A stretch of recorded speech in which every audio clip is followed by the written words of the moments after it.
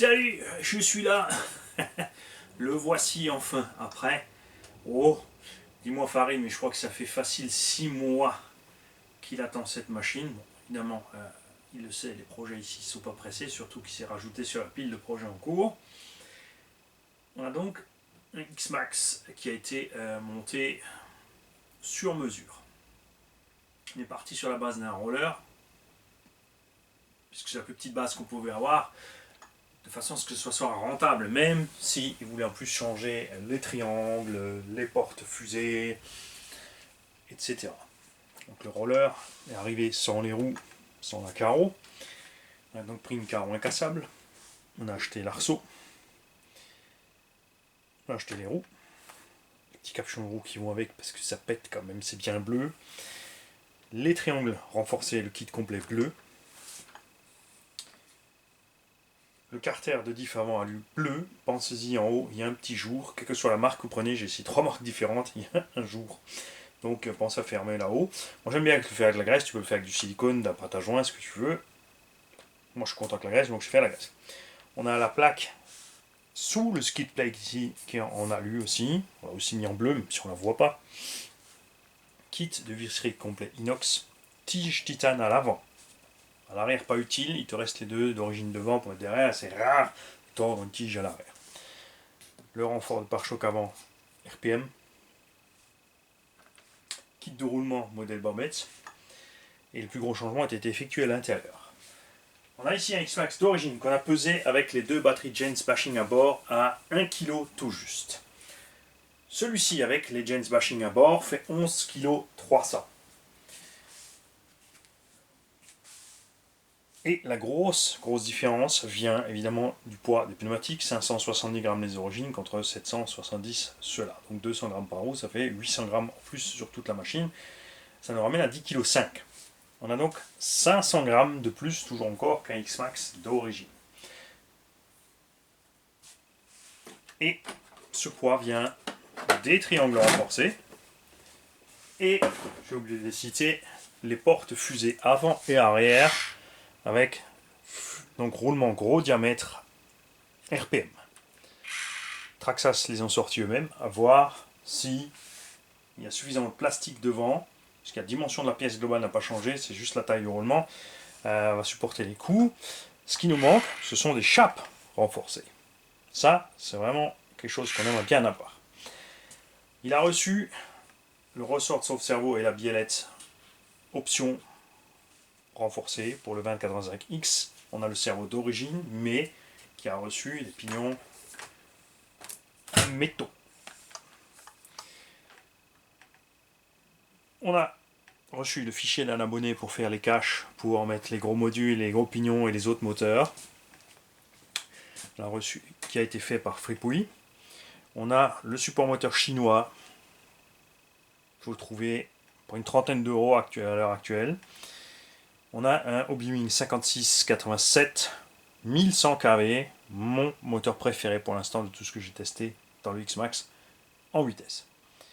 On a un pignon, enfin une couronne modèle Bormetz de 35 dents et un pignon de 15. Moi j'ai mis un 16 parce que le moteur ne descend pas plus loin. Alors comment que j'ai réussi à bidouiller un 15 là-dedans? On a mis un gros coup de meule côté gauche sur ce support moteur, parce que ce sont les ailettes de ventilation du moteur qui touchent, comme il y a en 49.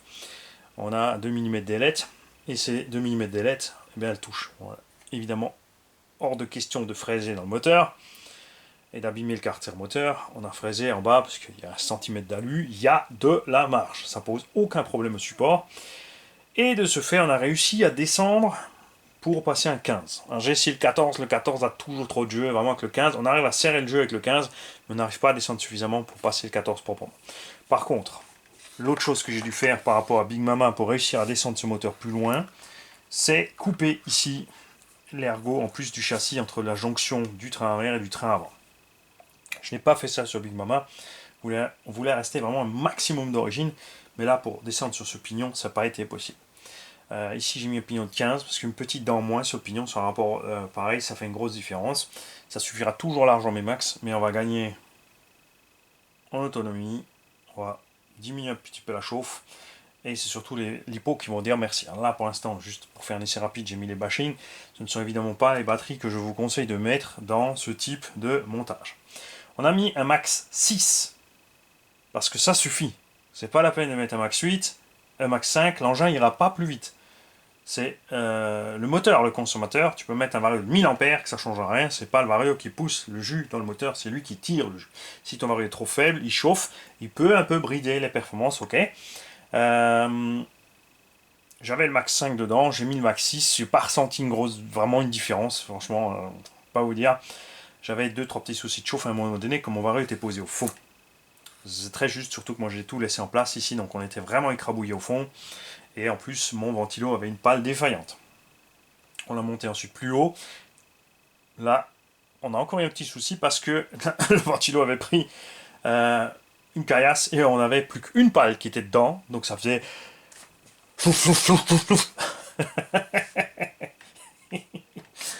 Allez pas. On a donc ici utilisé le support que j'avais utilisé pour le Max 5, ce qui fait aussi que ce vario est vissé. Hein. Il est vissé sur cette plaque qu'on a vue. Elle est fixée en bas, je ne l'ai pas fixée en plus en haut. Comme ça, on a un peu d'effet ressort là-dessus, ça ne dérange pas. Puis encore là, une mousse derrière, mais j'avais essayé chez moi, ça ne bouge pas. Là, tout est bien ventilé. De ce sens, il n'y a pas de caillasses qui peuvent passer dans le ventilo. S'il est à la verticale, il peut vraiment tomber dedans. Là, il y a bon. Voilà. Tous les câbles sont en dessous ici, proprement. Et pourquoi qu'il y a du rab? Alors je t'explique. Il y a donc le câble du ventilateur qui passe, parce que ça, c'est une clampe de 44. Je l'ai écarté sur l'embase, pas en haut où c'est plat. On l'a forcé sur le moteur, ça va très bien, ça tient. Avec le ventilo de 40, ça suffit. En plus, tu as de toute façon le radiateur qui est en contact, donc tout va bien. Le câble du vario passe aussi en dessous pour aller direct dans la boîte réception. Et j'ai sorti, pour être sûr que tu as assez de prise, parce que je ne sais pas si tu veux mettre de la lumière ou quoi que ce soit d'autre, une quadruplette. Comme ça, tu peux brancher lumière avant, arrière séparément, ce que tu veux, rajouter des ventilos. Tu peux mettre une doublette, ça aurait suffi, mais bon, ça encombre rien, c'est discret là en bas, et comme ça, tu as ce qu'il faut sans devoir intervenir ici, sans rien démonter, tu branches tes trucs comme tu as envie. Le bouton on-off, le truc vraiment toujours chiant, que Hobbywing, comme beaucoup d'autres constructeurs, n'a pas prévu pour être monté où que ce soit. Tu peux fabriquer un truc en TPU pour être le fixé à droite à gauche, t'es quand même limité avec le câble, gna. Moi ça m'emmerde. Je l'ai collé là-dessus, facilement accessible, tu vois, par le côté. Quand la carreau est montée, tu passes ta main, tu mets en route. Ça se passe bien. On aurait pu faire un support ici, le cacher là en bas. Moi ça me va. J'aime bien les choses simples. On t'a mis des squats sur les trous au milieu du châssis pour que tu n'aies pas de caillasse qui rentre qui t'empêche de démonter après. On l'a mis bleu pour rigoler, tu feras ce que tu veux avec. En mettant ce ventilateur, moi j'ai fait une petite rayure aussi là dans le plastique. Et bien sûr le support moteur quand on a coupé ici, hein, voilà, j'ai nettoyé au cutter, mais je suis pas le mec qui passe des heures avec le papier à ponce à ce que tout soit rond et machin. Voilà. C'est monté en dessous, ça se voit pas. Si tu me dis ouais j'ai un problème, on voit toujours les pièces qui sont coupées là, c'est que de toute façon il y a quelque chose qui est pas au bon endroit dans ton X-Max, c'est que le châssis a cassé en deux, quelque chose est sorti, peu importe. Très important, quand vous faites ce cache, on avait fait le premier en PETG, celui-ci est en TPU, on a testé ça dans Big Mama parce que le PETG il a éclaté, je vous l'ai dit 1000 fois déjà, les trucs imprimés 3D ne sont pas d'une solidité exemplaire. Ça pose problème avec les chocs et les efforts, ça tient pas. Le cache de lui-même, il s'est pété sur lui-même pour te dire que ça travaille un peu là-dedans. Avec le TPU, on n'a pas ce problème. Et très important cependant, ce cache, au lieu d'être fixé uniquement avec deux vis, est fixé avec la troisième vis ici aussi qui tient l'arbre secondaire. Donc là, tu serres normal. Les deux vis qui s'y tiennent ici, tu serres au contact et tu t'arrêtes. Elles tiennent dans le plastique de toute façon, il n'y a pas d'effort là-dessus. Si tu serres trop fort, tu vas écrabouiller le TPU, ça va passer à travers, tu vas le déformer, etc. Sur le côté ici aussi, on a une toute petite fente. Donc moi, j'ai fermé avec tout simplement du Gorilla Tape. C'est discret, ça suffit. On n'empêchera pas de toute façon la saleté de rentrer, ou la terre, ou les cailloux, mais c'est pour éviter, plus on évite, mieux c'est, évidemment. Au niveau des huiles d'olive, on a tout laissé stock, parce que moi j'aime bien comme il est stock, le X-Max. Sur Big Mama, j'ai durci un peu l'arrière pour drifter un peu plus.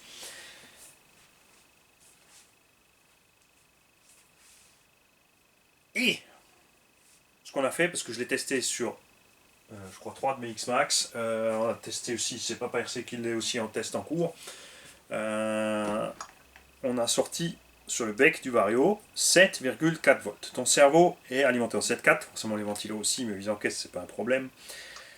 Donc on est alimenté en 7,4 sur le cerveau, ça va donc beaucoup mieux. Et pour faire ça, évidemment, il était impossible d'utiliser une radio Traxxas avec. Ça ne va pas. On a donc mis la célèbre Dumbo RC, que voici, qui a donc inversion, trim, gaz et direction, et dual rate de direction et des gaz. Alors le dual rate de direction est réglé ici à 75%, tu es ras des butées méca sur l'engin. Si tu vas au-delà, ça ne sert à rien, tu vas forcer. Si tu diminues, bah ça tournera un peu moins. Les voies annexes ne te servent à rien, sauf si tu te branches un module entre les LED et les récepteurs pour piloter tes LED. C'est la carreau que je voulais. La déco de la carreau, tu feras ce que tu veux, hein. C'est juste voilà, c'était juste pour en mettre une dessus. Donc on a reçu de la part de Alex des X-Max avec plusieurs possibilités de logo, hein, plusieurs couleurs. Ça c'est ce qui manque un peu chez Traxxas d'ailleurs. C'est vrai qu'ils pourraient faire leur logo avec plusieurs couleurs, ce serait sympa. Et où Kiki, où la tête Mani. Mani fait n'importe quoi.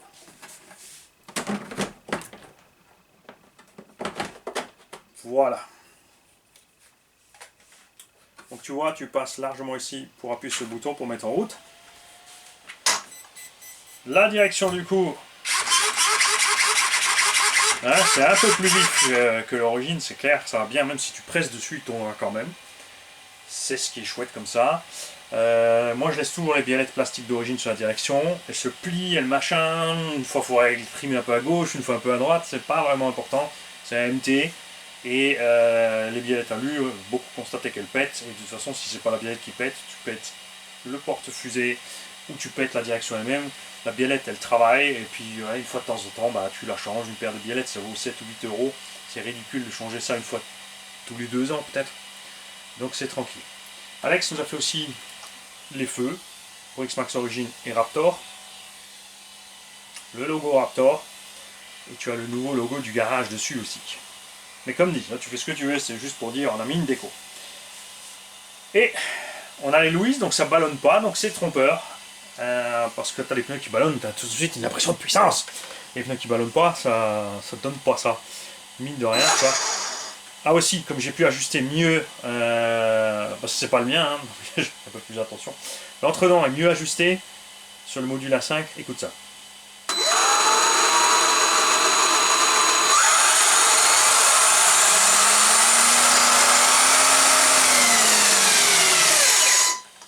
Voilà, accélération douceur, frein en douceur. Tu vois, ça balance quand même quand tu vas fort. Et on va profiter que cette machine soit là sur son petit transpire cochon pour montrer quelque chose d'essentiel à faire avec les X-Max. Déjà, je vous l'ai déjà dit plein de fois, le X-Max n'est pas un engin pour débutants. Niet. C'est même écrit sur la boîte, Skill Level 6, c'est chez Traxxas, ils appellent ça pour expert. Bon, bien sûr, tout le monde peut s'auto-qualifier d'expert. On a aussi des youtubeurs qui s'auto-qualifient de pro. Alors, cette machine est lourde et a énormément de puissance et de couple. C'est là que le bas blesse pour les débutants. Si tu ne sais pas déjà gérer un moteur électrique, tu as un problème parce que tu vas flinguer tout. Transmission primaire, pneumatique, ensuite cardan et noix. L'essentiel toujours, même si sur les vidéos, on roule fort. C'est qu'au moment de démarrer, tu ne me verras jamais faire ça. Je touche. Tu vois, quand la machine est posée, je touche un demi-millimètre. Tu vois, en fait, je fais ça. Tu vois. Et après, une fois que j'ai fait ça, je pars. Là, tu peux partir, ta méca est en butée. Alors que les à-coups comme ça, quand tu mets un à-coup, bref, là, tu tapes dans la méca. Le freinage, c'est pareil. Je lâche mes gaz. Je me touche un petit peu, hein, pas le tulle, mais là, tu vois, là, ça freine déjà. je freine un peu et je freine plus. Et au besoin, à la fin, je relâche un petit peu. Beaucoup, surtout sur le frein à la marche arrière, ont un problème de sensibilité, c'est sûr. Il est plus facile de contrôler la traction sur la gâchette que la pression. Tu vois. Bon, là, il y a encore beaucoup de frein, bien sûr. On freine, on repart en arrière.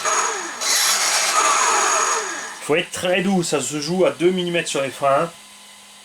Et beaucoup roulent fort, mais du coup, eh ben, ils enfoncent la gâchette sur les freins et font des massacres. Aussi souvent à l'atterrissage, méfiez-vous, laissez bien tomber la machine, attendez avant de remettre les gaz ou de mettre les freins. Quand tu fais des roulés-boulés, c'est pareil. Quand vous avez la chance d'avoir une carreau dessus renforcée, le truc à faire, c'est en cas de doute, balancer le toit vers l'obstacle, parce que c'est là vraiment où tu auras le moins de mal à la machine. Ça, c'est certain. Le pire, c'est les gamelles sur le côté quand les roues sont braquées dans le sens où tu es braqué, parce que ça tire à fond dessus. Et là, tu sors les roulements. De porte-fusée, par exemple, quand tu n'as pas les renforcés. Quand tu as les renforcés, bah, ça va taper plus dans la fusée. Bon, hein, on peut pas tout avoir.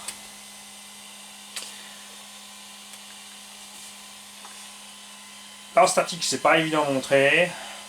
Il faut qu'on se prenne le temps sur le terrain. Le problème, quand je suis sur le terrain, je veux rouler. Ça marche pas. Ça donne rien. Voilà. Vous faites gaffe. C'est vrai que le X-Max, tu peux, si tu prends le module en Bluetooth en plus, tu peux le brider pour débutants, pour dire voilà, je bride l'accélération, j'y vais un peu plus cool, etc., etc. Mais vraiment, franchement, prenez une machine pour prendre vos habitudes. Achetez-vous une petite caisse, pas chère, une occasion pour vous faire la main, pour vous habituer gaz-frein à ce qui se passe quand vous faites des petits sauts et des trucs, pour avoir les bons réflexes. C'est dommage d'investir autant.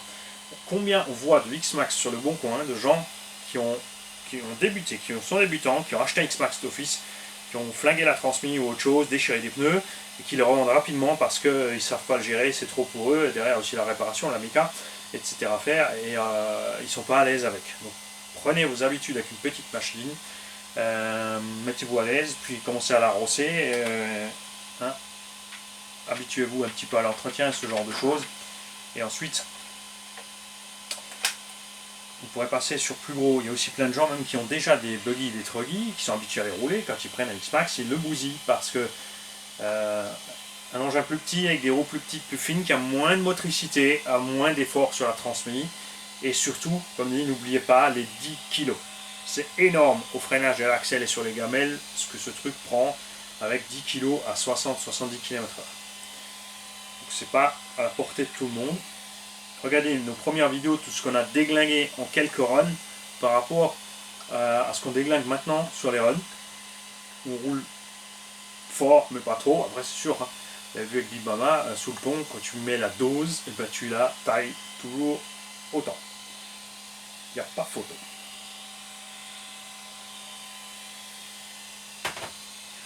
Pour éteindre, c'est pareil, donc tu arrives ici tranquillement sur le bouton off.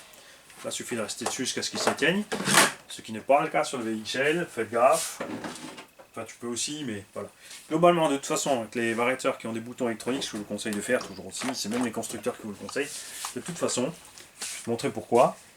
C'est de débrancher la batterie au lieu d'éteindre par ici, ce qui va faire que les condensateurs vont continuer à se vider. Alors, on va essayer juste un petit coup là. Juste essayer quelque chose. Ouais, ça coupe net.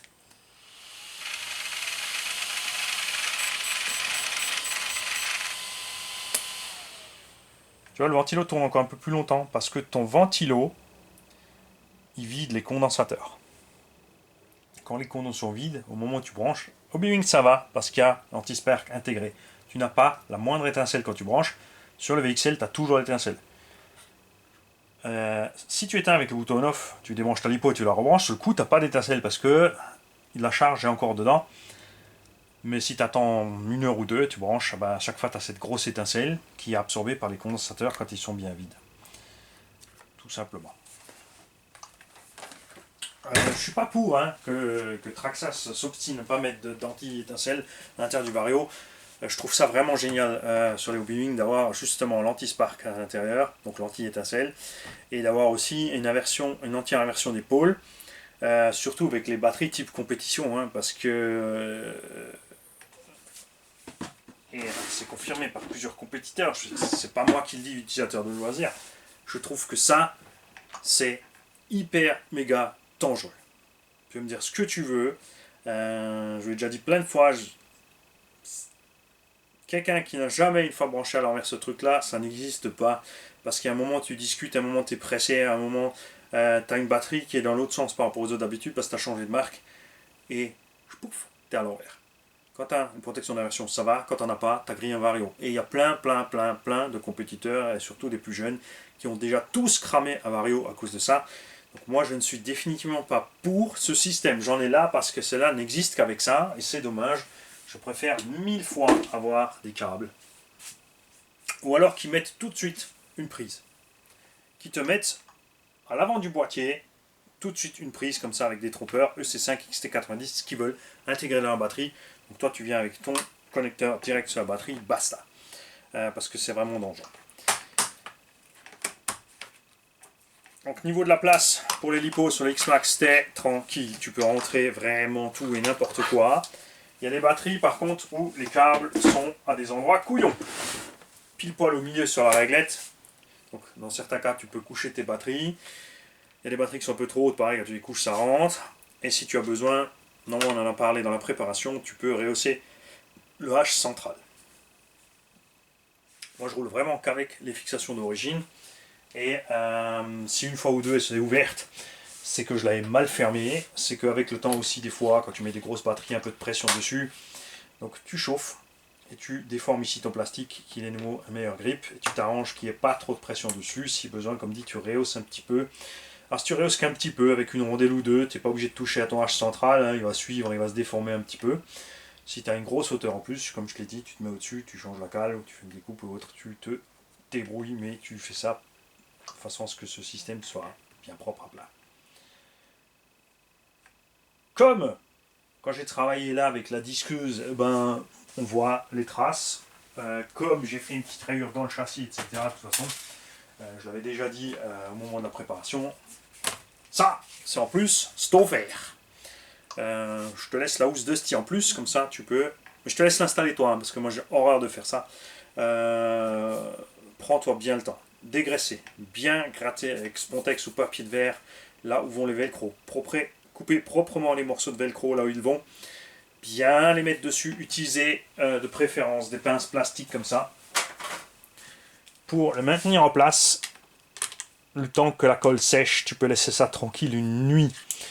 Tu fais attention aux jonctions des châssis, ne passe pas par-dessus parce que quand tu vas démonter, ça va être dans le chemin, donc ça va s'arracher, ça va être moche, il faudra tout recommencer. Donc arrête-toi un peu avant, tu n'es pas obligé de faire le velcro pile poil au millimètre partout. Hein. Il t'en faut au milieu là, il t'en faut un morceau là, un ici. Eux ils préconisent un là en bas ou là pour fermer complètement la housse. Moi je fais jamais. Moi je préfère mettre le velcro là et laisser l'avant ouvert pour que l'air puisse rentrer justement sous la housse et ressortir derrière, parce qu'il est rare d'avoir des débris qui passent par là devant, ce sont les roues qui propulsent la saleté. Donc si tu es fermé bien autour comme ça suffira. Moi j'en monte jamais, je suis pas fan. Ouais, à la limite tu vas dire quand c'est vraiment boueux en hiver, il y a plein de flotte, ouais, ça sert pour qu'il y ait moins de saleté dedans, mais généralement quand j'en suis à ce moment là, de toute façon je vais faire le bain de boue. Donc l'engin de toute façon est tellement dégueu que de toute façon je suis bon pour le démontage. Alors ça change plus rien si j'ai rempli un peu à l'intérieur.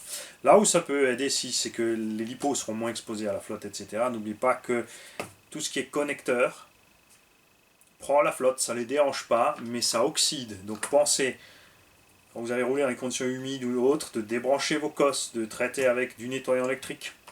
Vos cosses et les batteries ont le même problème. Ça, c'est ce qu'il y a de quasi plus étanche, mais c'est pas pour ça que c'est étanche. L'eau va réussir à passer là-dedans, ça peut oxyder les pôles à l'intérieur. Évidemment, les batteries qui ont les câbles qui sortent, les hard cases, ont encore plus ce problème. Tout comme celle-là, hein. Sur les soft cases, c'est pareil, l'eau va rentrer, tu vas oxyder tes plots, ça va augmenter tes résistances, ça va changer le comportement de ta batterie. Donc faites gaffe à ça. Quand même.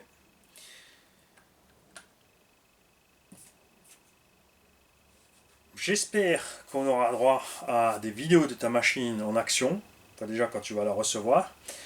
si tu es content ou pas du montage. En utilisation, si tu as le temps de le faire, si tu as envie ou pas, ça te regarde toi évidemment. Moi ça me ferait très plaisir vraiment que tu puisses nous envoyer des images par Smash. Et ça compte pour tout le monde. Tous les abonnés, vous n'avez pas de chaîne, ça vous prend la tête, vous n'avez pas envie de vous lancer, ou faire une chaîne juste pour mettre une ou deux vidéos de temps en temps, n'hésitez pas. Envoyez-moi le fichier par Smash, si vous êtes pris le temps de faire une petite vidéo, ou même des moments qui vous ont plu sur votre run, que vous avez filmé, etc. On a une playlist qui s'appelle Vidéo des Nabos. Là, j'ai quelques vidéos d'ailleurs que je dois remettre ensemble. Ce qui est dommage, par contre, là, c'est vrai que ça fait un moment que ça traîne, ça, donc j'aurais pas. Ce qu'on va faire pour les prochaines, c'est que je vous demanderai d'envoyer le fichier par Smash et de m'envoyer un mail avec votre nom ou votre surnom que vous voulez avoir sur la vidéo. Le modèle, c'est sûr, on le voit. Si c'est papa qui filme, le nom du pilote, c'est si c'est Ptio, etc., etc. Comme ça, on peut. Parce que moi j'aime bien faire ça, on fait un petit montage, une demi-heure, une heure, ça dépend du nombre de vidéos qu'on a et de la durée. Souvent sur smartphone, on peut filmer quelques minutes, donc vous n'êtes pas obligé de me faire des vidéos d'une heure, ce serait chouette aussi. Donc vous pouvez m'envoyer un petit bout de 2-3 minutes. Ainsi de suite, chacun me fait ça, ensuite voilà, on met un petit titre. Donc par exemple, Mini Papa RC, filmé par Maman RC. Avec son X-Max ou son R-Evo ou son Max, et passer comme ça des vidéos d'abos pour les montrer aux autres abos qui pourront nous envoyer aussi pour les montrer aux autres aussi. Parce que j'aime savoir ce que vous faites avec vos machines. C'est aussi important pour voir comment les gens utilisent leurs engins, sur quelle surface, dans quelles conditions, comment ils se comportent sur la gâchette, etc. J'ai envie de savoir tout ça. Parce que au fil du temps, si vous revenez sur les vieilles vidéos de la chaîne, vous verrez que le comportement en roulant, du départ, n'est pas du tout le même, je parle sur une même machine, hein, qu'au bout de quelques années. Comme je l'ai dit, tu regardes les premières vidéos de X-Max, on roulait aussi le X-Max comme un MT-1.8, et on a négligé justement aussi ces trucs, ces efforts sur la transmission et les chocs, etc. Et cette façon de piloter le X-Max a évolué. On est aussi, quand on est concentré moins souvent sur les roues, même quand on se renverse, on retombe plus vite sur les roues. Tu as le petit moment où tu attends ton roulé-boulet, tu laisses faire, et un petit moment tu mets un petit coup de gaz ou un petit coup de frein pour réussir à le mettre sur les roues. Quand tu as un doute, tu laisses faire. Quand on voit qu'on part au carton, vous le verrez aussi, non, ça se voit bien, c'est qu'on en vraiment en premier le toit de la carreau vers l'obstacle. C'est pour ça que Little Car Addicts, Alex Fortin, m'a fait un sticker sur lequel il y a une mine Claymore américaine. Sur ces mines, il y a un truc assez marrant qui fait marrer tout le reste du monde, c'est qu'il y a écrit face vers l'ennemi. Donc le mec, il est pas assez malin pour mettre la mine dans le bon sens. Donc pour être sûr que le soldat américain ne se trompe pas, il écrit face à l'ennemi. Des fois qu'il le mettrait vers lui. De toute façon, en général, quand tu poses une mine, tu restes pas derrière. Donc ce petit sticker, il va très bien ici. Bon, après, c'est le premier endroit qui morfle. C'est le premier endroit où il faut en remettre à chaque fois. Je me demande si on va pas le faire en espèce d'incrustation, en espèce de tampon. À mettre un branding en fait. On va faire comme à faire à marquer les chevaux. Enfin, ça pour moi c'est débile aussi, hein, marquer les chevaux. Je t'en foutrais moi. Enfin, ou les animaux en global, hein, avec des trucs comme ça, c'est n'importe quoi. Donc tu te fais faire, tu chauffes à rouge et tu t'inscris dans le toit face vers l'ennemi. Ça peut être funky. On a parlé des diffs et j'ai oublié de parler du réglage suspect. Là aussi, j'aime bien Origine. Alors quand tu roules dans le pré, prends l'habitude de virer le tarage des suspects, l'engin va rester vraiment lourd en bas au sol. Ça n'empêche absolument pas de faire des gros franchissements puisque l'engin a toujours sa garde-sol maxi. Hein. Quand tu enlèves du tarage de suspect, tu ne changes pas la garde-sol du véhicule. C'est n'importe quoi. Tu changes la garde-sol dynamique. Parce que si je tends les ressorts à fond, il sera toujours en haut, même en roulant. Alors que si tu le détends, il sera en bas.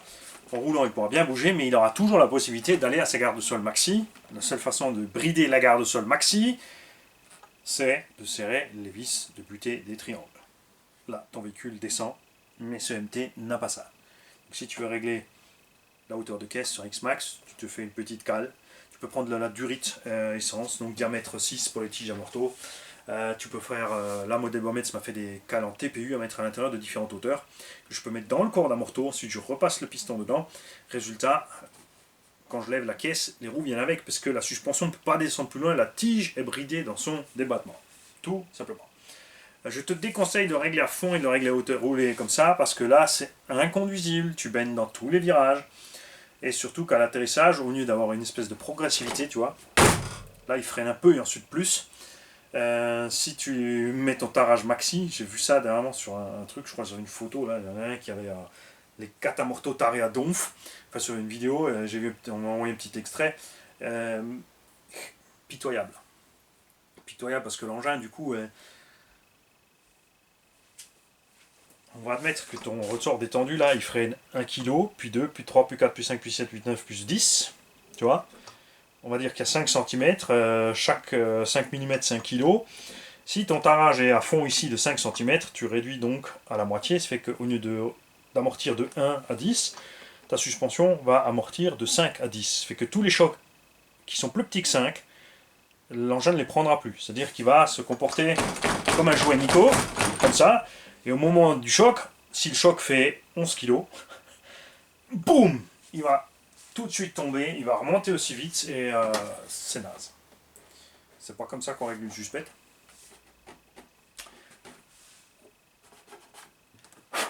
Ouais, il y a des petites traces encore. Comme dit, la carreau c'est pareil, moi j'ai la découpée en gros, après si tu veux couper plus, si tu veux couper plus propre, tu prends tes petits ciseaux, ta petite cale, ton machin, et tu fais ça tranquillou toi-même. Il y a un petit peu de boulot encore toujours à faire pour vous derrière, les petites finitions, les choses pour les gens voilà, qui aiment bien être difficiles. Ta carreau, quand tu la reçois, contrairement à l'origine, comme elle est fermée, tu as le choix, tu n'es pas obligé de faire les découpes en grand, tu peux faire moins de découpes, résultat moins de saleté qui rentre, il y a aussi moins d'air pour la chauffe, donc selon ce que tu fais, selon ce que tu aimes, tu feras ça différemment. À chacun de voir ce qu'il veut faire. Les Louise, toute la gamme X, moi j'en suis super content, je les ai tous testés. Les premiers avaient tendance à se décoller tout seul au bout d'un ou deux runs, donc tu feras bien attention si ça t'arrive. Si ça se décolle, c'est vrai, tu es sur le terrain, c'est ennuyeux. Alors soit t'emmènes de la glu, mais fais gaffe, par renverser le flacon, ne le mets pas avec quoi que ce soit d'eau dans une caisse, parce que ça va tout coller. Si y a un problème, garde-le bien à part, à l'abri, ton flacon. Dès que tu vois que quelque chose se décolle, tu vas dessus, si c'est propre ça va, et enfin tu nettoies de toute façon pour être sûr, avec une petite brosse à dents, tu nettoies à fond, tu mets une petite goutte, tu presses dessus, tu attends 2 minutes et tu laisses coller. Moi la première série que j'avais, j'ai dû recoller 3/4 de la surface du pneu sur les 4 pneus. La dernière série que j'ai eue en main, aucun problème. Pourtant on l'a secoué sur Big Mama, bouge pas. Voilà. VMAX avec ce combo on l'a jamais mesuré.